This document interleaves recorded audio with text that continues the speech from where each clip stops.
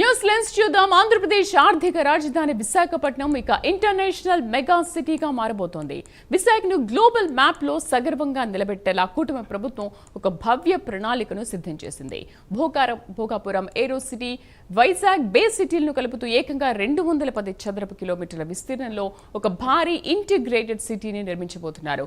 Visakha port నుంచి Bhogapuram airport వరకు 50 కిలోమీటర్ల పొడవున ఈ మెగా ప్రాజెక్టు రాబోతోంది. ఇందులో 7,000 విల్లాలు, 2,500 హోటల్ గదులు, మల్టీపర్పస్ సర్వీస్ పార్కులు ఉండబోతున్నాయి. ఇక పర్యాటకుల స్వర్గధామం కైలాసగిరిపై 400 ఎకరాల్లో వెల్నెస్ అండ్ రిక్రియేషన్ హబ్, నగరంలో 75 ఎకరాల్లో ఇంటర్నేషనల్ అడ్వెంచర్ థీమ్ పార్క్ రాబోతున్నాయి. మొత్తానికి మాస్టర్ ప్లాన్ పూర్తయితే వైజాగ్ 2.0 ఏపీ ఆర్థిక ముఖ చిత్రాన్ని మార్చేయడం ఖాయం.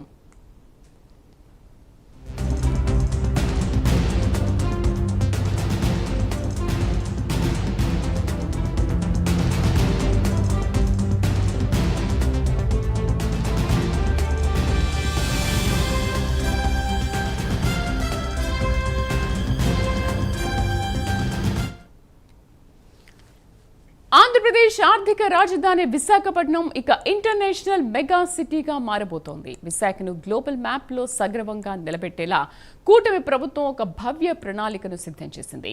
భోగాపురం ఏరో సిటీ, వైజాగ్ బే సిటీలను కలుపుతూ ఏకంగా 210 చదరపు కిలోమీటర్ల విస్తీర్ణంలో ఒక భారీ ఇంటిగ్రేటెడ్ సిటీని నిర్మించబోతున్నారు. పూర్తి సమాచారాన్ని మా కరెస్పాండెంట్ మీనా లైవ్ లో అందిస్తారు. మీనా, వైజాగ్ 2.0 ఏ విధంగా రూపుదిద్దుకోబోతోంది?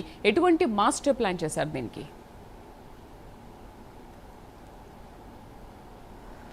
రైట్ శ్రీదేవి, విశాఖపట్నం రూపురేఖలను పూర్తిగా మార్చేసేందుకు ప్రభుత్వం అత్యంత ప్రతిష్టాత్మకంగా ఈ ప్రాజెక్టును రూపొందించిందని చెప్పొచ్చు. అయితే ప్రస్తుతం ప్రతిపాదించిన ఈ మాస్టర్ ప్లాన్ ప్రకారం విశాఖ పోర్ట్ నుంచి భోగాపురం అంతర్జాతీయ విమానాశ్రయం వరకు సుమారు 50 కిలోమీటర్ల మేర ఈ విశాఖపట్నం ఎకనామిక్ రీజియన్ను అభివృద్ధి చేయనున్నారు. అయితే ఈ ప్రాజెక్టులోని భాగంగా భోగాపురం ఏరో సిటీకి వైజాగ్ బే సిటీతో పాటు మొత్తం 210 చదరపు కిలోమీటర్ల మేర విస్తీర్ణంలోని కూడా ఇంటిగ్రేటెడ్ అర్బన్ డెవలప్మెంట్ చేపట్టే దిశగా అడుగులు వేస్తున్నారు. అయితే ఈ పర్యాటకము, వాణిజ్యము, నివాస అవసరాలు కూడా, సేవా రంగాల అభివృద్ధిని కూడా ఒకే వేదిక పైన తీసుకురావడమే లక్ష్యంగా ఈ ప్రణాళికలు రూపొందిస్తున్నట్లుగా మనకు తెలుస్తోంది. అయితే మీనా, ఇందులో 7,000 విల్లాలు, అలాగే 2,500 హోటల్ గదులు, మల్టీపర్పస్ సర్వీసులు పార్కులు కూడా ఉండబోతున్నాయి కదా. అవి ఎక్కడెక్కడ ఎలా నిర్మించబోతున్నారు?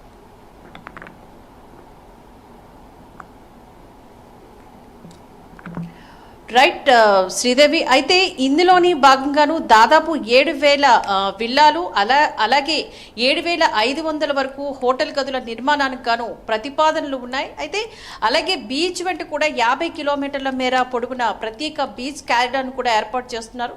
అయితే మరోవైపు పర్యాటక ఆకర్షణ కేంద్రంగా ఉన్న కైలాసగిరిపై కూడా 400 ఎకరాల్లోని వెల్నెస్ సెంటర్, అలాగే అండ్ ఏవియేషన్ హబ్ను కూడా ఏర్పాటు చేయాలని కూడా ప్రణాళికలు సిద్ధమవుతున్నాయని కూడా మనకు తెలుస్తుంది. Right Meena, thank you for the updates.